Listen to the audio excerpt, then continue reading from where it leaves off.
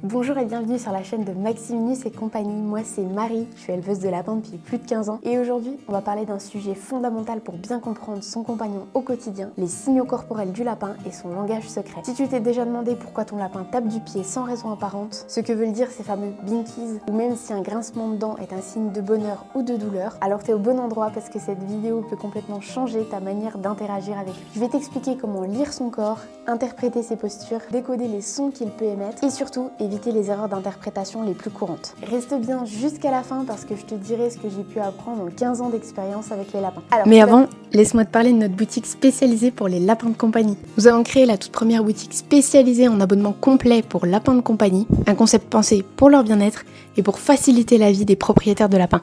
Chaque mois, tu reçois exactement ce qu'il faut pour ton lapin selon sa taille et ses habitudes. Du foin local, de la laitière super absorbante, des granulés sans céréales, des friandises naturelles.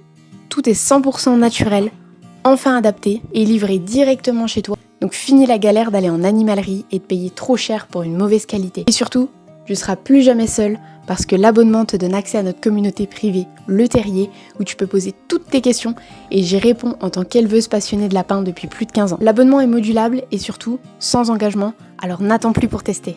Avec le lien en description et le code Maximinus2, un jouet et un livret te seront envoyés à ta première livraison.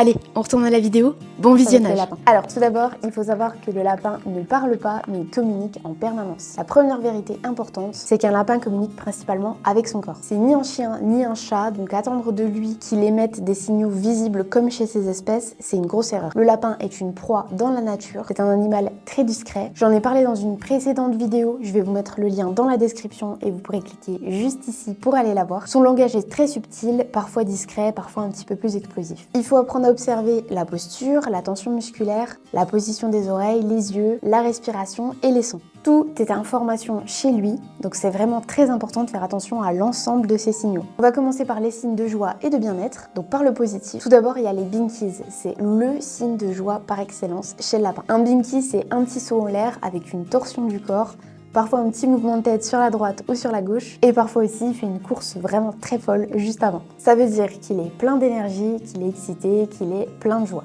Un lapin qui fait des binkies, c'est un lapin qui se sent suffisamment en sécurité pour exprimer sa vitalité. Un lapin qui ne fait jamais de binkies, c'est un lapin qui peut manquer d'espace ou de stimulation, ou même qui est un peu stressé. Ensuite, on a le fameux flop. Ça peut faire peur la première fois, parce que le lapin il va se laisser tomber brusquement sur le côté. C'est un signe de détente profonde. Il ne meurt pas, il n'est pas en train de faire un malaise, il se relâche complètement. Un lapin qui floppe près de toi, il te fait vraiment confiance. Ensuite, on va retrouver la position de la grenouille. C'est un lapin qui est allongé, qui a les pattes étirées derrière lui, comme une grenouille. C'est un signe de détente maximale. C'est une posture de confort thermique et de relâchement musculaire. Alors pourquoi confort thermique? Eh bien parce qu'en fait, quand le lapin a trop chaud, il peut utiliser cette position en mettant son ventre sur une surface fraîche pour l'aider à réguler sa température. Ensuite, on va retrouver ce qu'on appelle le mode poule.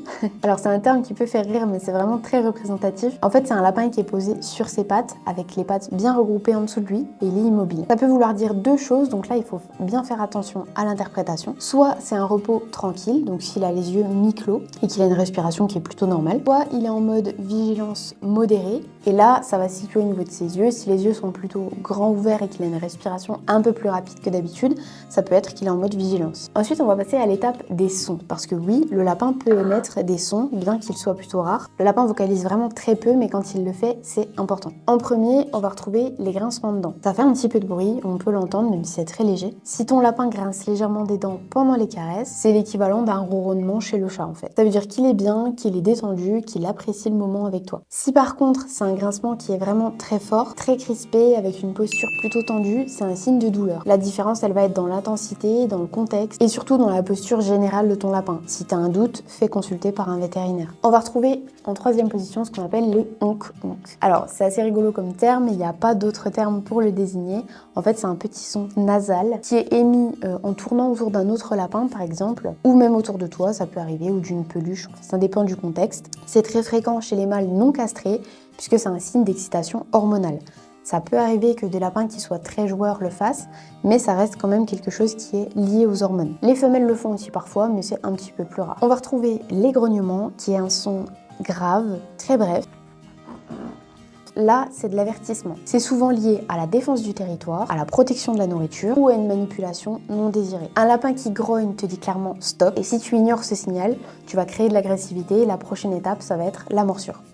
J'ai fait une vidéo aussi à ce sujet, pourquoi mon lapin mord ou griffe, je te mets aussi le lien dans la description et dans une bulle là juste au-dessus pour que tu puisses aller la voir. Maintenant on va passer à la partie des signaux de stress et d'alerte. On va retrouver en premier lieu l'étape du pied, un coup sec de la patte arrière sur le sol. Ça fait beaucoup de bruit pour un petit animal, mais en fait dans la nature c'est un gros signal d'alerte. C'est pour que tout le monde rentre au terrier quand il y a un gros danger, une buse, un renard ou peu importe. En intérieur du coup pour ton lapin c'est un petit peu différent vu qu'il n'a pas de terrier. Ça peut vouloir dire qu'il a eu peur, qu'il y a un bruit inquiétant qu'il a entendu, que toi tu n'as pas forcément entendu, de la frustration ou de l'incompréhension, soit de ta part, soit de la part d'un autre congénère. Si ton lapin tape souvent du pied, il n'y a rien de drôle, c'est qu'il y a un inconfort physique ou émotionnel qu'il faut trouver. Ensuite, on va retrouver le signe des oreilles plaquées en arrière. Il y a deux interprétations possibles. Soit c'est de la détente, donc comme on l'a dit tout à l'heure pour le mot de poule, les oreilles sont un petit peu en arrière, il est vraiment détendu, il relâche son corps entièrement. Soit il est prêt à attaquer, mais dans ce cas-là, le corps est très tendu et sa tête est basse. Regarde toujours l'ensemble de son corps pour savoir dans quel contexte tu es. On va retrouver ensuite le corps figé et les yeux grands ouverts. Là, dans ce cas-là, le lapin est immobile, il a une respiration plutôt rapide. Là, c'est de la grande peur. Donc dans cet état, faut pas forcer le contact. Il faut essayer de comprendre ce qui lui fait peur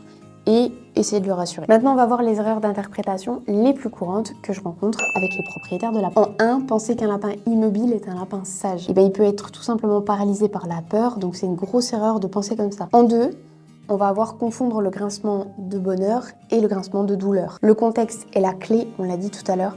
Si tu as un doute, consulte un vétérinaire NAC. En 3, forcer un lapin qui grogne. C'est ignorer un signal très clair de ton lapin. Donc si tu forces le contact quand il te grogne, tu vas te faire mordre. En 4, on a croire qu'un lapin agressif est un lapin méchant. L'agressivité, c'est presque toujours une réponse à un stress ou à une incompréhension. Donc ton lapin n'est pas méchant, il est simplement mal compris. Comment améliorer la relation avec son lapin? Eh bien tout d'abord, il faut observer avant d'agir. Toujours se poser 3 grandes questions. Quelle est sa posture? Quelle est la tension musculaire?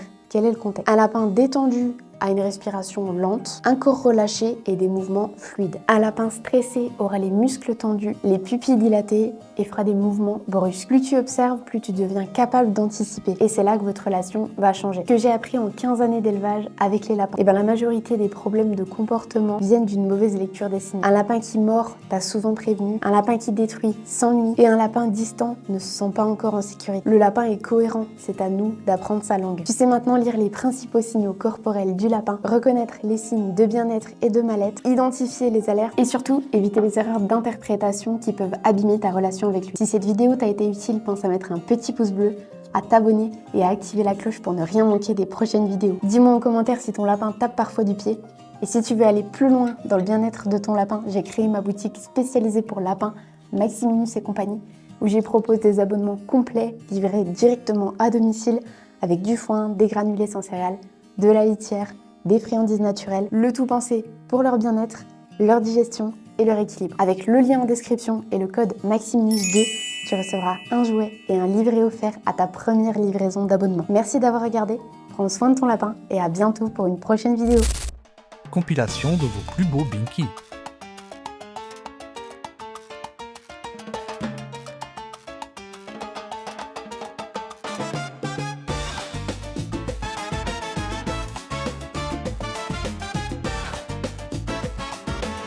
Merci pour votre participation.